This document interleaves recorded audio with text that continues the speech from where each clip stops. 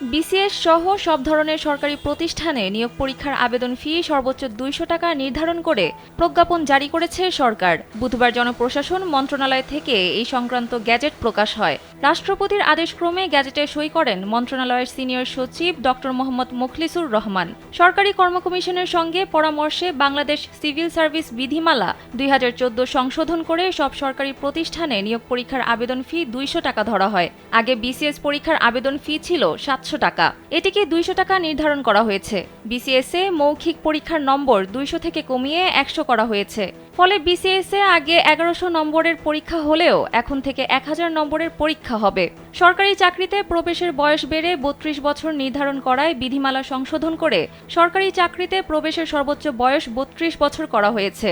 এলো ভিশন মুশকিল আসান অফার। যে কোনো ব্র্যান্ডের পুরনো ফ্রিজ নিয়ে চলে আসুন ভিশন শোরুমে আর নিয়ে যান নতুন ভিশন ফ্রিজ 20% পর্যন্ত ছাড়। সরকারি চাকরিতে আবেদন ফি কমানোর সিদ্ধান্ত গত ২৭ নভেম্বর থেকে কার্যকর ধরা হয়েছে। ৪ ডিসেম্বর সরকারি চাকরিতে সর্বোচ্চ আবেদন ফি ২০০ টাকা নির্ধারণ করে প্রশাসনিক উন্নয়ন সংক্রান্ত সচিব কমিটি।